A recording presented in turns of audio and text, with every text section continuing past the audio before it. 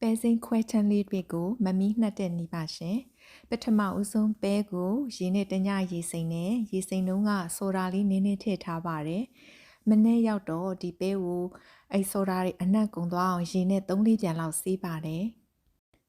ချက်မဲ့အိုးထဲမှာစီနည်းနည်းထည့်ပြီးတော့ပူလာအောင်လုပ်တယ်ပူပြီးဆိုလို့ရှိရင်စီကိုဖယ်ထုတ်လိုက်တယ်ပြီးလို့ရှိရင်အိုးကိုမီးဖိုပေါ်မှာပြန်တင်ပြီးတော့အငွေ့ထလာတဲ့အထိအောင်စောင့်ပါမယ်ပြီးရင်ခုနဖယ်ထားတဲ့စီတွေကိုပြန်ထည့်ပေးမယ်ဒီနည်းကတော့စတီးအိုးကိုသုံးပြီးတော့မမီးဟင်းချက်တဲ့အခါအိုးမကတ်အောင်လုပ်တဲ့နည်းပါပြီးလို့ရှိရင်အသင်လှီးထားတဲ့ကြက်သွန်နီတွေကိုထည့်ပြီးတော့ကြော်ပေးပါမယ်US ကကြက်သွန်နီတွေကတူးလွယ်တယ်ရွှေအိုရောင်လှလှလေးမရဘူးဒါကြောင့်မလို့မမီဒီမှာသူကတော့လေကြက်သွန်နီအနံ့လေးတော့မှုရတယ်အဲ့တော့ကြက်သွန်နီရဲ့အနံ့ကိုစီထဲရောက်သွားအောင်အတွက်ပဲဒီကြက်သွန်နီကိုအသုံးပြုပြီးစီချက်တာပါစနွေးလေးနည်းနည်းထည့်တယ်အဲ့တော့ကြက်သွန်နီလေးအခုနေထားရောက်ပြီးဆိုလို့ရှိရင်ဆယ်ထုတ်လိုက်မယ်ဒီစီထဲမှာကြက်သွန်နီရဲ့အနံ့ကလေးတွေကျန်နေခဲ့မယ်စီတချို့ကိုလည်းဖယ်ထုတ်ပေးပါမယ်နော်စီကိုအကက်လောက်ပဲခြံထားမယ်ခုနတုန်းကရေဆေးပြီးတော့ရေစစ်ထားတဲ့ပဲစိမ်းလေးတွေမမီတပွဲစာတပကံစာပဲချက်မှာပါအဲ့ဒါလောက်ကိုထည့်လိုက်တယ်ပြီးလို့ရှိရင်ဒီစီနဲ့လှိမ့်ပြီးလိုက်ပါတယ်ပြီးလို့ရှိရင်အဖုံးအုပ်ထားမယ်မီးကိုလျှော့ထားမယ်အနှိမ့်ဆုံးမှာလျှော့ထားမယ်မမီးရင်နွေးကိုတည်ထားတာအဲ့ဒါကိုစောင့်နေတာအဲ့တော့စောင့်နေတော့မှပဲအခြေအနေကိုလည်းကြည့်တာပေါ့နော်ပဲက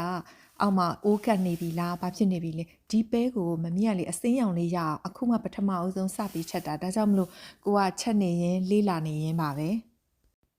ရေမထည့်ပေမဲ့အိုးမကတ်ဘူးဆိုတာတွေ့ရနိုင်တယ်ဒါစတီယိုနဲ့ချက်လို့ရှိရင်မမီးအိုးမကတ်အောင်ဘယ်လိုလုပ်သလဲဆိုတာအစောပိုင်းမှာပြခဲ့တဲ့အတိုင်းပါပဲအဲ့တော့ရင်နွေးကလည်းစူပြီးဆိုတော့အခုတော့ရင်နွေးလာထည့်ပါပြီနည်းနည်းပဲထည့်မယ်ပဲနဲ့ရေနဲ့ဆက်ဆက်ကလေးအိတ်အနေထားပဲထည့်ပြီးတော့ပဲရဲ့ဘယ်အချိန်မှနှက်မလဲဆိုတာစောင့်ကြည့်တာပေါ့နော်ဒါကြက်သားမှုန်လေးနည်းနည်းထည့်မယ်စားတော့မထည့်ဘူးစားထည့်လို့ရှိရင်ဇက်တောက်ဖြစ်တတ်တယ်လို့ပြောကြလို့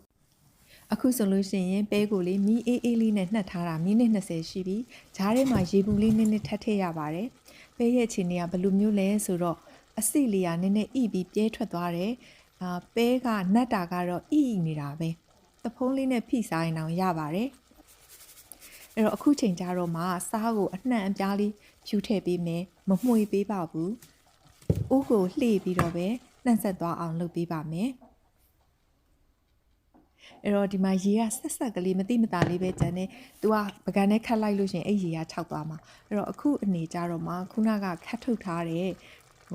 ကြက်သွန်နီစီချက်မှုလေးကိုထည့်တယ်ကြက်သွန်နီကြော်ကြတော့ခုနကြော်ထားတာကိုမထည့်ဘူးသူကမဲမဲတူးတူးအယောင်ထွက်နေလို့ဟိုးအရင်တော့ကြော်ပြီးသိမ်းထားတဲ့အဲ့ကြက်သွန်နီကြော်လေးကိုဖြူထည့်ပေးမယ်ပြီးလို့ရှိရင်နနမင်ကိုကြမ်းကြမ်းလေးလှီးထားတာလည်းထည့်ပေးပါမယ်